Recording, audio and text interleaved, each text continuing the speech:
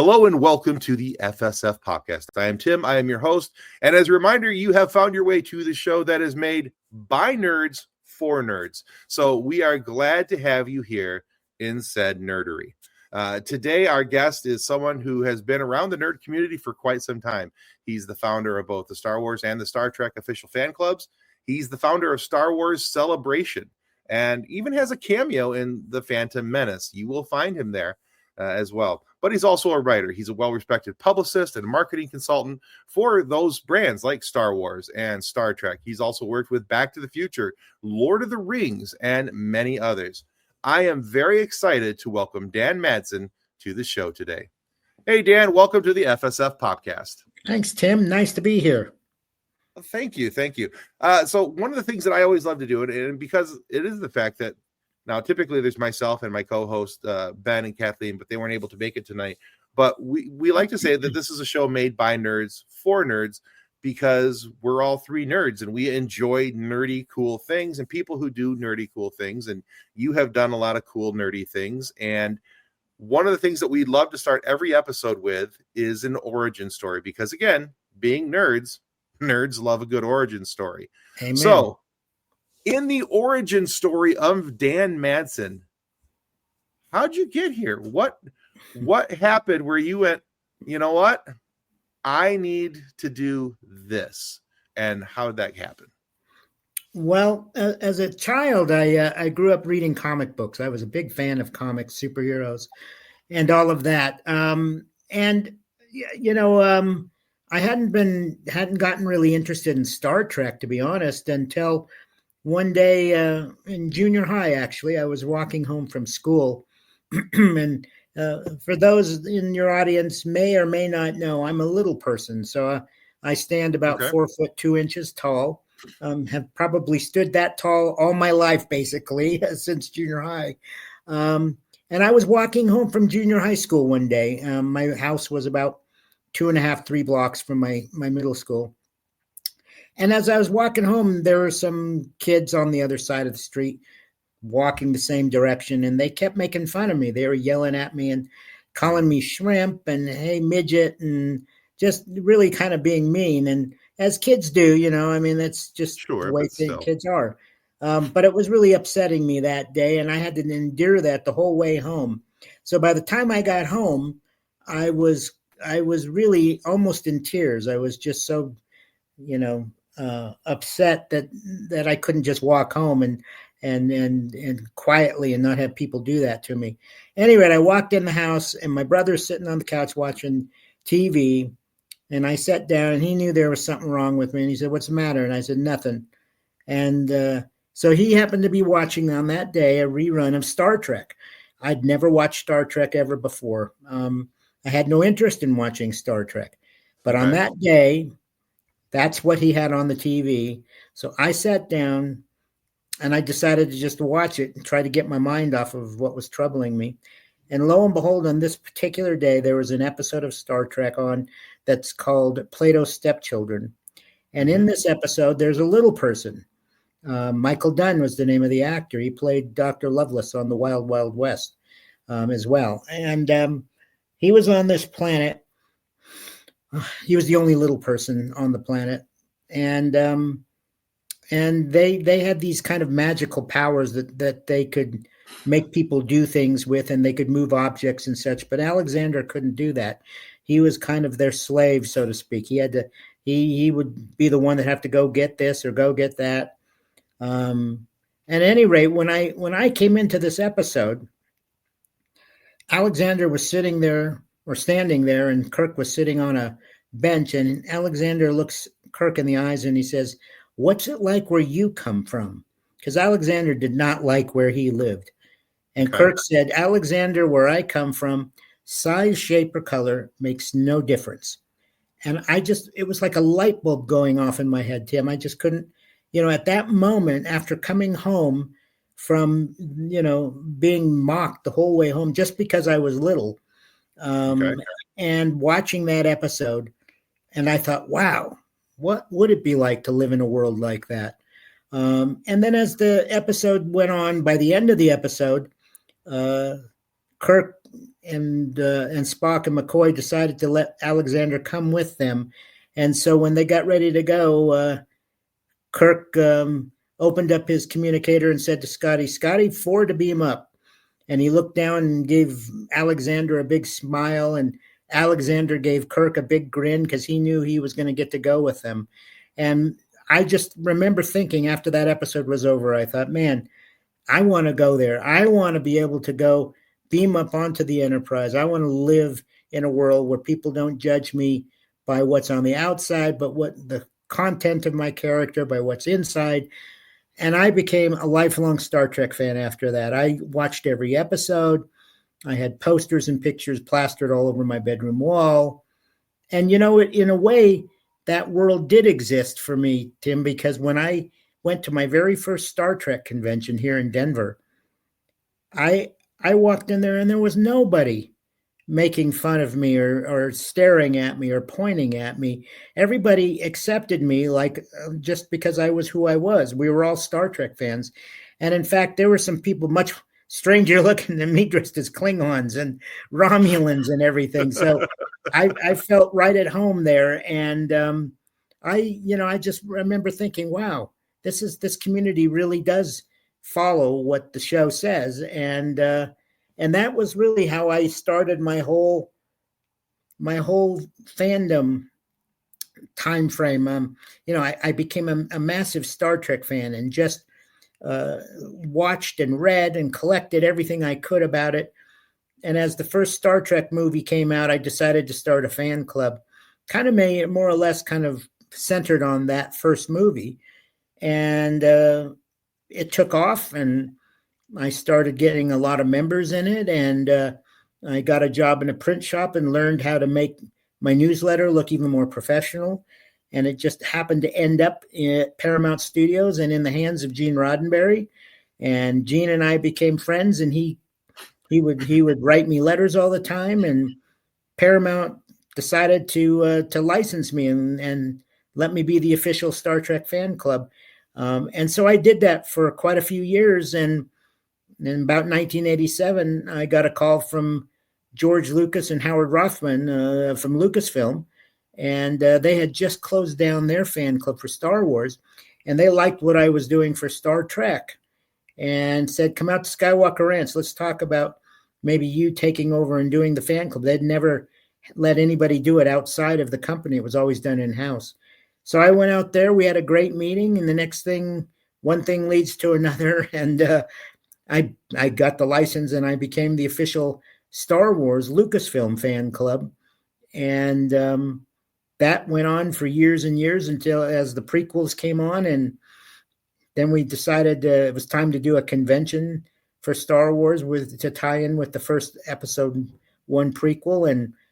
And we flew out to Skywalker Ranch. We had a big meeting about what would it be. And as a result of that meeting, the Star Wars Celebration was born. So, yeah, it's been a whirlwind trip. It hasn't been quick. It's been over many years that my fandom has developed.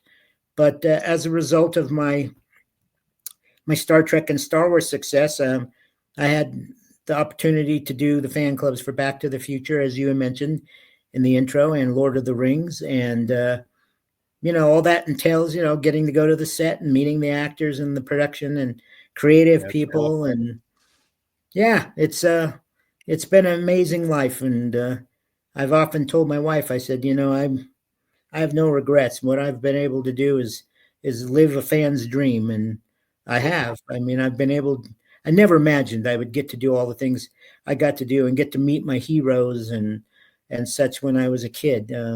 So it's been an amazing journey. Yeah, absolutely. You've lived the fan's dream. I mean, everything that I've read about you, the things I've seen, that you've been involved with, there hasn't been one thing where I went, no, I don't think I would have wanted to do that as a fan. And you talk about, for me, so I'm for myself, my own personal fandom, I've only recently in the last couple of years really started to get into Star Trek. I had vaguely, or most, I should say, not vaguely, but mostly by and large ignored Star Trek for the majority of my years. kind of looked down and over my nose as a Star Wars fan. Just kind of went, no, that's Trek. It's fine. There's no laser swords. I don't need to talk about them. And mistakenly so, because I've in the last about 4 to 5 years, I've really enjoyed, and I've gone back through and started watching Star Trek and really getting into it and enjoying it. But when you said that, because being such a big Star Wars fan, you mentioned, going to Skywalker Ranch, and I would have been a puddle. And I know I would have been. That's one of the things on this show. I've had the opportunity to, like you talked about, meet some of your heroes and talk to people that, that you had admired and things along those lines. And I've had an opportunity to try not to fanboy on camera. And yep. I won't say that I've been 100% successful. So just go see the Sam Witwer interview and you'll see exactly what I mean. But Sam was very gracious. He's a great guy, Sam. Oh yeah. I've had these opportunities over here, and I think about all that, and it's like, wow, you've had an amazing career. So just like you said, you have lived every fan's dream. But I did have a point to this rambling, and I'm going to circle back to it, I promise. Sure. It's not very often, though, that we get somebody on the show who's nearly or equally as a fan of both of the two massive properties, both Star Wars and Star Trek. Usually there's one, and to pardon the pun, but light years ahead of the other. Sure. As far as the fandoms go, but that doesn't seem to be the case here. This seems, for me, if we're looking at what you're doing and everything I've read about you, it seems that these two things, there may be, one that pulls out a little bit here, but they kind of run neck and neck with you, it seems. And I'm certainly not asking you to, as a father, to look down and pick between your children, which one you like best. But what aspect, you talked about what the aspect of what drew you to Star Trek, but what aspect of Star Wars drew you to it, and what keeps you going back to both fandoms? Well, that's interesting. Star Trek, I told you the story of how I was introduced to that. And how that went on. But, the minute 1977 rolled around and my cousin had gone to see Star Wars the first week it opened and said, "Oh my God, you have got to come with me. You will not believe this movie." And so he got me in the car. He was considerably older than me. And he took me to go see Star Wars. And I mean, from the moment, as I've heard of so many other fans talk about, the moment that Star Destroyer comes over your head and it just keeps going and going and going. I was just absolutely, completely enraptured by the whole thing, and it just watching every moment. And I mean, it's such a good movie. I watched it just not long ago, that original Star Wars, and it's just, it holds up. It lasts. It's such a classic. I mean, amazingly well-made movie. Everything about it just seems perfect. And I fell in love with Star Wars. So I came home, and weeks and months after that, I started taking down half of my Star Trek posters and putting Star Wars posters on my bedroom wall, because I knew I had another thing that I loved just as much. And so Star Wars became such a passion for me. And that's why it's interesting, because I told you the story of how I started the Star Trek Club. But I was probably one of the very first people who joined the official Star Wars fan club back in 1978 when it first launched, that was run in-house by Lucasfilm. And when I came time to do my Star Trek Club, at the time the Star Trek No Motion Picture came out, I kept thinking, why isn't there, I knew there were local clubs all over, but why isn't there one big official fan club for Star Trek that's like Star Wars? Star Wars has this really cool newsletter, Bantha Tracks, and you get this amazing membership kit and everything. And I kept thinking there should be something like that for Star Trek. And that was the inspiration for me going forward and trying to do something for Star Trek. And one thing after another led to me becoming official and blessed by Gene Roddenberry. But so when the call came in about 87 to do the Lucasfilm Star Wars fan club, I was like, I couldn't believe it. I mean, I was like, this is incredible. I'm a huge Star Wars fan as well. And so after I got out to Skywalker Ranch and we had a good meeting and a good chat, they decided, well, we should launch it first as Lucasfilm, because Star Wars, they had it at that time, Tim, they had no idea when, if ever, George would actually get back to making Star Wars movies. He had said he wanted to, but each year would pass and there wasn't anything. So there was no 100% assurance that there was ever going to be any new Star Wars movies. And so on the plate, they had me covering and going forward in the Lucasfilm Fan Club magazine for the fan club was, to start off was Willow, which I loved, and spent a couple of weeks on the set in England interviewing the whole cast and crew for that. Became good friends with Warwick Davis and still am to this day.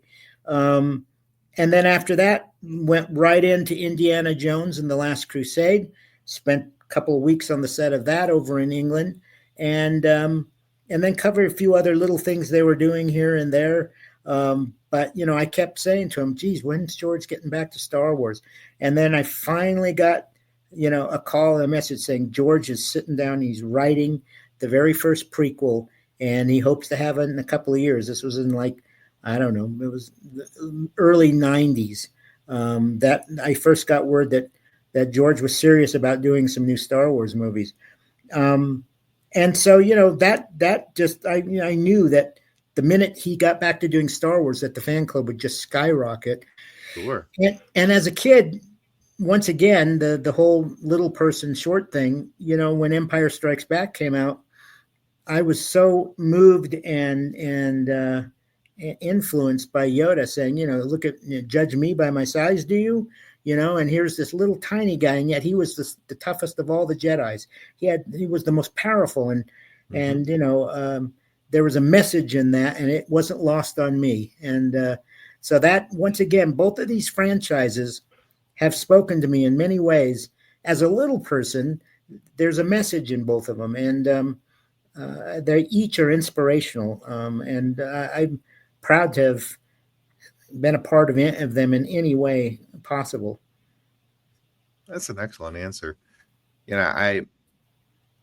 For me, one of the biggest draws back into Star Trek is that I love the fact that it's similar in Star Wars to some ways to me, but I love the fact where it's so very opposite that it instills hope.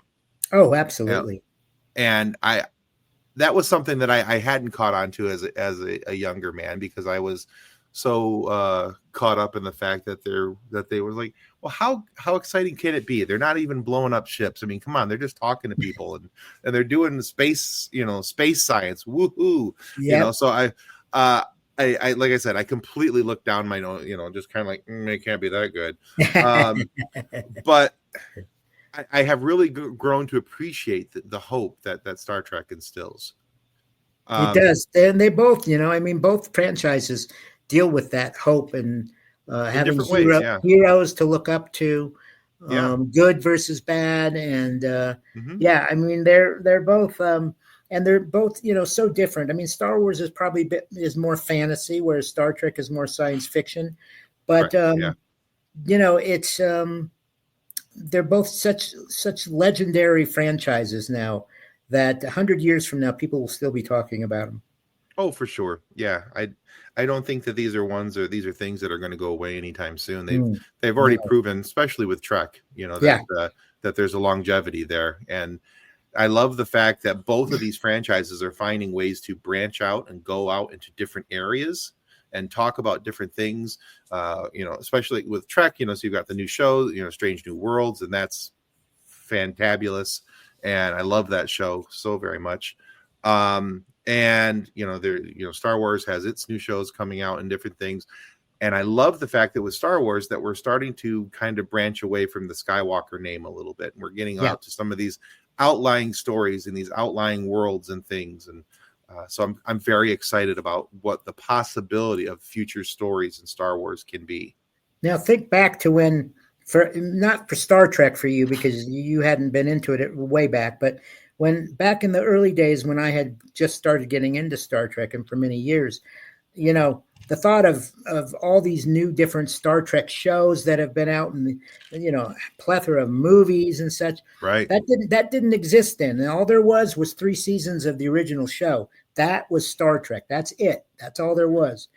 And Right. so if you had told me then, oh, you know what, 20, 30 years from now, there's going to be, 8, 9, 10 Star Trek movies, and there's going to be 4 or 5 different Star Trek TV shows. And I would have said, what? You got to be kidding me. And the same with Star Wars. Oh, for sure. After Yeah. Return of the Jedi, I thought, well, that's probably it. That's all we're going to get, and but if you had told me, 20 years later, you're going to get how many different Star Wars shows on Disney Plus that you're going to watch? Oh, for sure. Yeah. Just about Obi-Wan Kenobi and just about, other characters, a Boba Fett show all about him. Yeah. And a whole nother set of movies and series of prequels and sequels. And that's what I'm saying. It's like today I look back at my younger self and I think, man, if I could have gone back and said, man, you have no idea how much Star Trek and Star Wars stuff you're going to get when you're older. You will not believe how much stuff is going to be coming your way. Yeah. It's almost an embarrassment of riches right now. It is. It is. Um, That's true. That's exactly right. And it's amazing. And I love, it doesn't mean that I'm not critical of some of the things that come out as a fan. I go, well, I don't know about that choice. But I'm so thankful that we have them, and I'm so thankful that there's an opportunity because whereas I may not enjoy it wholeheartedly, I know that somebody else very well does. And I've talked to a couple of different people on different shows where it wasn't my thing, but they loved it. So you know what? I'm not going to yuck their yum. I'm going to let them enjoy their fun. And if that's what got them into the fandom, by gosh, let's go with it and let them have some fun, Absolutely. I'm just like that. I don't love everything that Star Trek has produced to this day, as well as Star Wars. Some of the stuff I've watched it all, but some of it I may not ever watch again because it wasn't my thing. I wasn't that really into it. I didn't like it as much. And other stuff I thought was fantastic. So, that's the thing is that there's so much to choose from that what you love is not necessarily what I'm going to love. And That's so, we all start back at the original, but then we look at all these different things that are coming down the pike and that have been, and it opens up a whole new universe for the fan base because everybody has something they can love, and things that they don't love, well, that's all right. Just pass over that and watch the things you do. That's right. That's right. Okay, so Dan, one of the things we mentioned in the outset of this is that you've had worked with the brands like Star Wars and Star Trek, but we also mentioned Back to the Future and Lord of the Rings, and your career has been intertwined with a lot of these different things. But currently, one of the companies that I see that you've been working with is Her Universe, a clothing line for the female fandom. Yeah. So I was hoping that you would take a moment and explain what's so special about Her Universe and why it's so different from other brands. Well, I'll tell you what's special about Her Universe, and it's 2 words: Ashley Eckstein. She is one of the most incredible people I have ever known. I met Ashley, the former head of licensing at Paramount that I worked with on the Star Trek franchise, was hired by Ashley to be a consultant to help her launch Her Universe many, many years ago. I don't know how many years, 15 years ago it is now, I think. I don't know.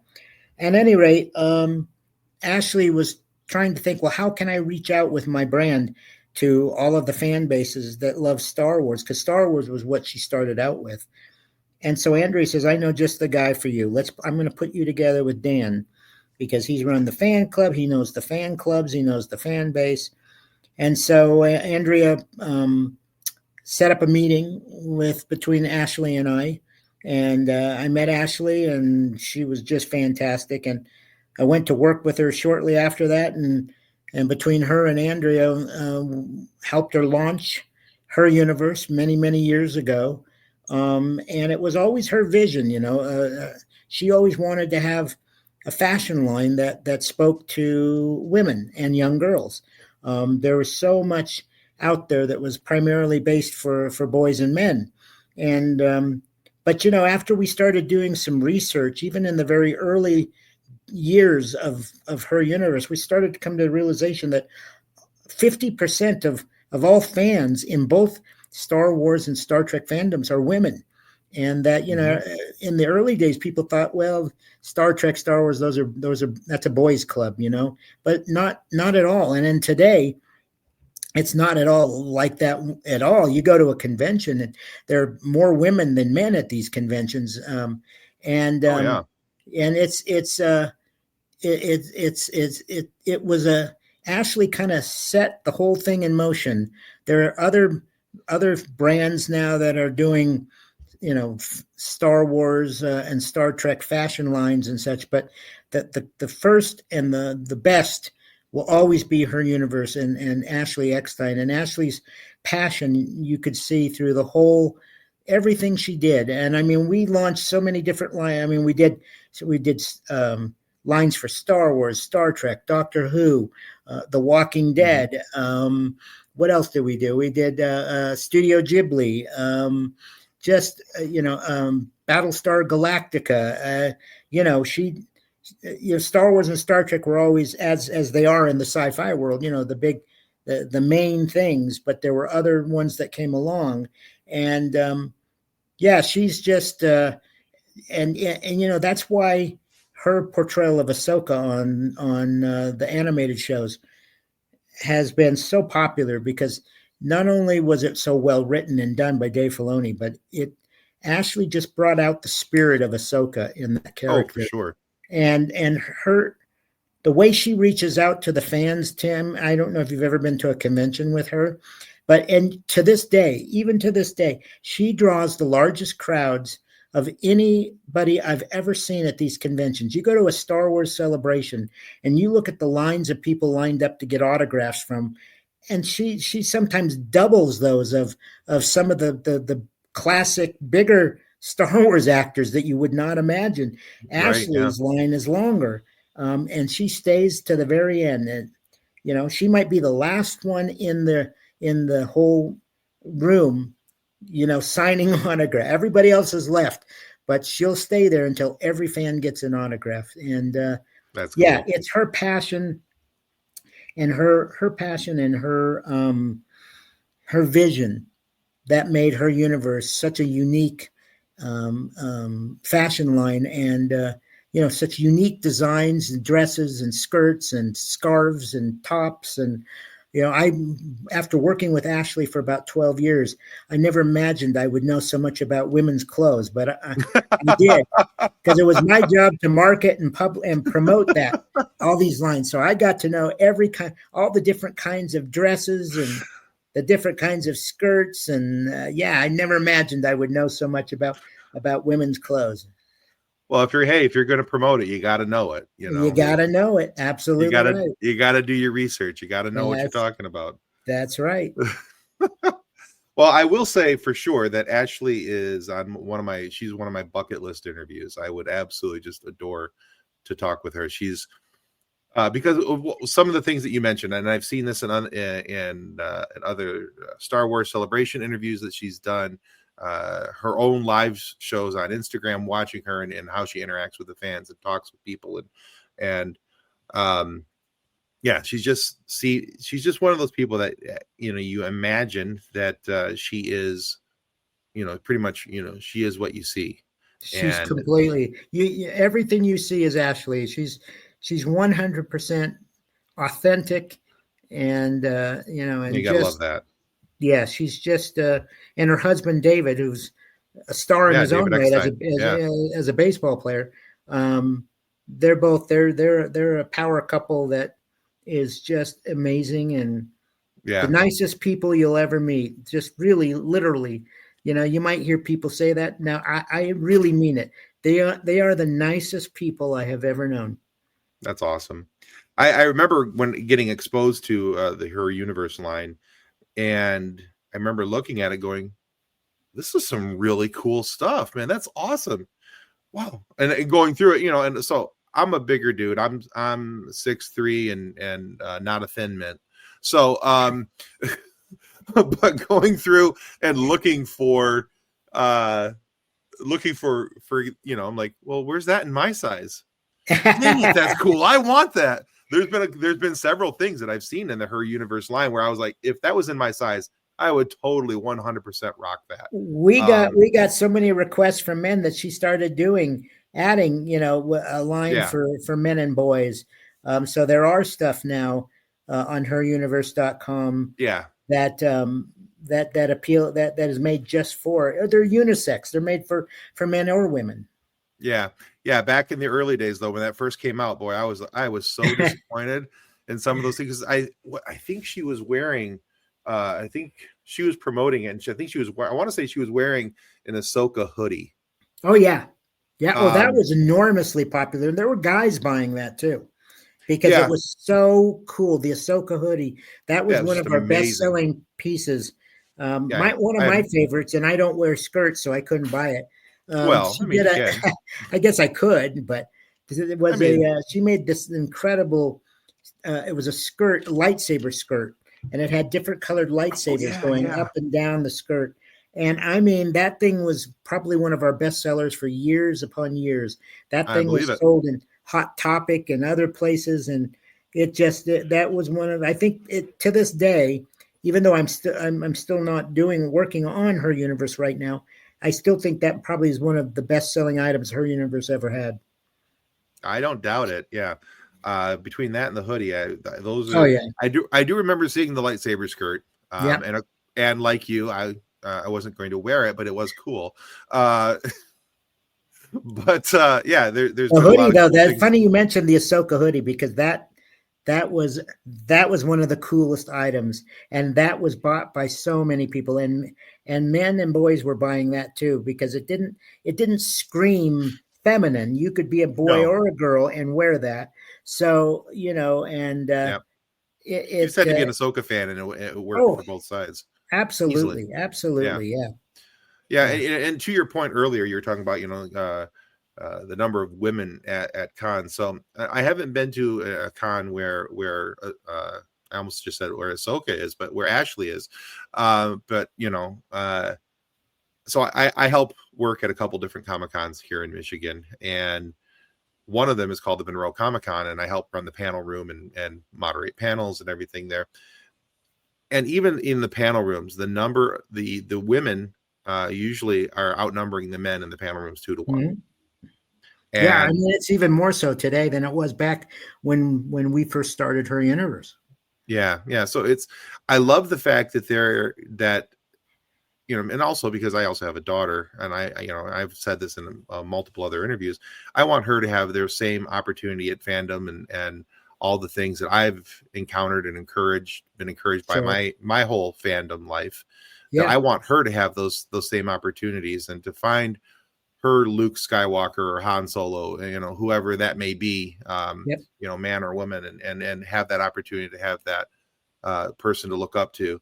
And I love the fact that there are lines that are specifically designed to encourage that and build that and help just really nestle that deep down into the soul here for our women and our young ladies to be able to go look at and go, you know what, I'm part of this universe too, and I can absolutely. No, everybody's welcome in the Star Wars universe, and you can see that in even in the merchandising of the franchise now. I mean, for sure, there's plenty there for everyone. It doesn't matter what sex you are, and it's and all the strong female characters that have been developed over the years in the Star Wars.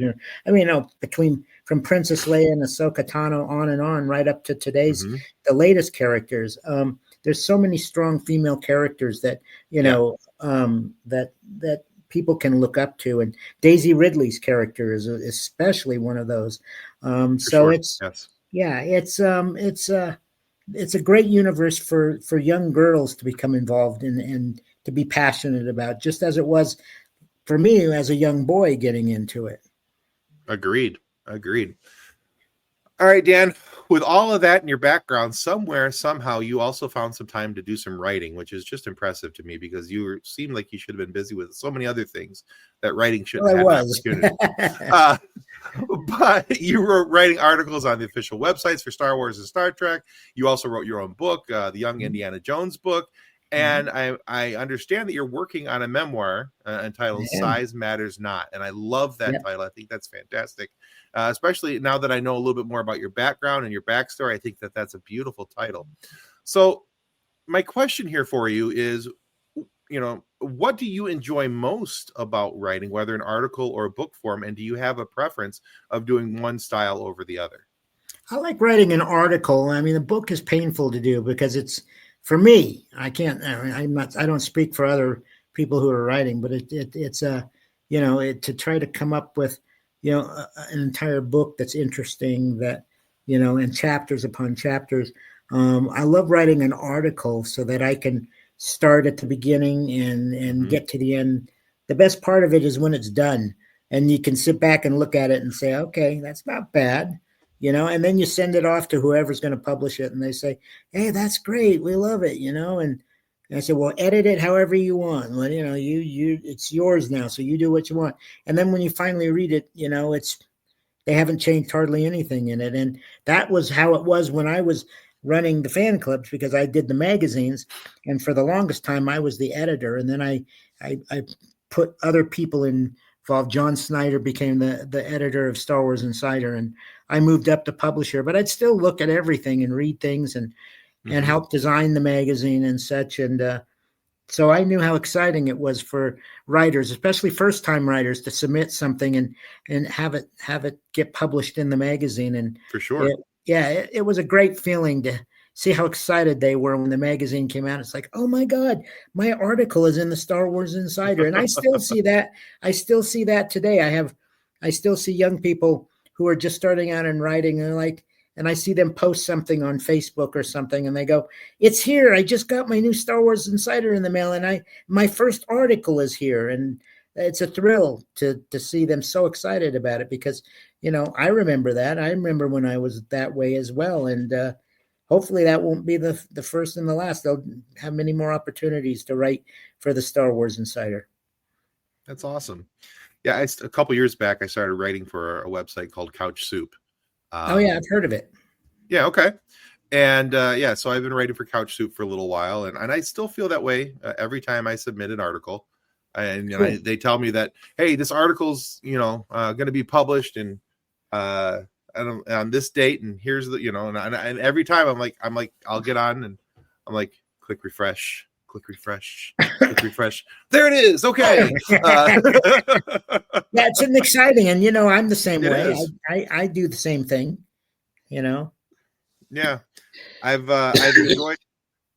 It's funny for me because now years ago I never thought that I would be doing anything with writing at anywhere at any time. I never really saw myself as a writer, but I've found that for me, writing is a nice release. It gives me an opportunity to share my thoughts and feelings in a different way, in a different form, a different fashion. And it's just been a whole lot of fun for me. I've not, I don't think I'll ever try anything book related, but never say never. I've had a couple people tell me that. Well, you said never. I'm like, well, yeah, I'm pretty sure. They said, well, you also say you never write on a website. I'm like, well, you got me there. So, yeah, you know what? I mean, you just never know what might happen. So I would say don't rule it out. Okay. But so, we mentioned that you're working on the memoir entitled Size Matters Not. When do you anticipate that you'll have that for people's reading pleasure? There's been delays upon delays because of me, but my goal is this fall. Okay, we'll see if I stick to that. Yeah, because I saw the potential cover art when I was doing research on all things Dan Madsen, and that was one of the first things that showed up on the interwebs was a nice cover art of what the potential cover art might look like, and I thought that was pretty cool. And so looking forward to that. I think it's going to be a fun read based on everything we've talked about tonight. Yeah, there's lots of stories in there that I've never told anybody, and behind the scenes things on everything from Star Wars and Star Trek to Back to the Future and Lord of the Rings and Indiana Jones and Willow and Yeah. just so many things and convention stories and meeting celebrities that were my idols as a child and uh, meeting Steven Spielberg and George Lucas and and building a friendship with Anthony Daniels, and it's just so many things in there, and the struggles we went through to put that first Star Wars Celebration out there. I mean, there's a whole story behind that alone. That's a whole book by itself, let me tell you. I bet. Yeah, I'll be one of those looking forward to getting that when it comes out. Absolutely. All right, Dan, we are at the point of our show where we like to ask what we call our silly question. So the purpose of this question came about, or the reason why this question came about, rather, was that my co-host Kathleen was out with her daughter. Her daughter's, I think she's 5, almost 6. Yeah, 5, almost 6. And I should know, but anyway, they were out and about, and somebody asked her daughter this question, but not her. And Kathleen said, "Well, I don't think there's a time when this question should never be asked of adults." So that question is, Dan Madsen, what's your favorite dinosaur? Oh, that's a good one. And I loved dinosaurs as a kid. I mean, I built model kits of dinosaurs. I would have to say, I have to go with what probably most people would say, and that's the T-Rex, only because I just thought he was so, I mean, and even going back to the Jurassic Park movies, especially that first one, when that T-Rex comes up to the car and just it roars and you see his giant mouth and his little itty bitty tiny front hands, yeah, I would have to say, that T-Rex is probably my favorite, only because he's just so badass and so cool. And it's funny. I happened to be with a good friend from Australia. We were up here in Denver and Morrison, up in the mountains, and there's a dinosaur museum up there. And we were up there. We were up there touring the museum, and happened to bump into what do they call a paleontologist? Is that a dinosaur guy? Yeah, paleontologist. Yeah. Who worked as a consultant on Jurassic Park, and he's written many books about dinosaurs, and he was up there, and it was incredible that we got to just bump into him, and we met him, and they were selling one of his paperback novels, and he signed it for me, and he signed it to my friend Greg, and we got to talk to him all about dinosaurs, and he was the one that told me that, and it was just about this time, this was years ago, that they realized that some of the dinosaurs that we think of today as, scaly like a reptile today, that they had feathers on them, and that they were more bird-like in some ways, that they had red and blue and green feathers on them, including T-Rex. And so that was fascinating to me, that the dinosaurs actually, and that goes in line with, everybody, they tell us today that birds are the descendants of dinosaurs. And so it's cool now that they believe that many dinosaurs had feathers, and that's something that we didn't actually envision years and years ago. So yeah, I'd have to say T-Rex, though. I mean, I know that's kind of a pat answer, but that's the truth. He's my favorite. Hey, it doesn't matter what it is. That's your favorite. Your favorite. Yeah, he's my favorite. Yeah, he's frightening. There you go. Okay. Very good. Well, Dan, thank you so much for being on the show today. Where can our listeners and viewers go to find out more about you, more about your work, anything you have coming up? Well, I don't really have a website. I'm on Facebook under Dan Madsen. They can find me on Twitter under the Dan Madsen, or on Instagram under Madsen8973. So those are the 3 platforms that I'm currently on, and that's where I post things about me or things about my past, or I find something cool about the fan clubs I did, or photos or pictures or memorabilia.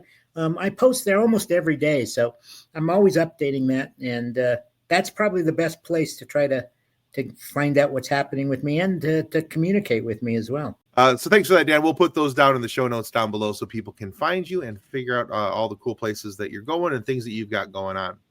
So, hey, guys, if you haven't already, clicking the follow button here on YouTube is one of the most important things you can do to help our show continue to grow and get amazing guests like Dan Madsen here today to come and have these chats with us and talk nerdy with us. So please consider giving the show a follow. It helps more than we'll ever be able to tell you. And be sure to check out Dan's work as well. He's got some cool stuff. And we have barely even literally scratched the surface of all the cool things that Dan has done throughout his career and will still be doing throughout the rest of his career. So we're excited to see where that goes. So thanks, Dan, Tim. Again, thank you for being on the show. Have really appreciated our chat today. Thanks, Tim. I enjoyed it. Let's do it again. I would love to. There's so much more to talk about and nerd out about. So I am absolutely okay with that. So good. All right, guys, thank you so much. Thank you for paying attention and enjoying the FSF podcast. And may the force be with you as you continue to live long and prosper. Goodbye. Copyright 2025 FSF podcast. Reference to any specific product or entity mentioned on this podcast does not constitute an endorsement or recommendation by FSF Podcast. The views expressed by guests are their own, and their appearance on the program does not imply an endorsement of them or any entity they represent. If you have any questions about this disclaimer, please contact us via email at info@fsfpodcast.com.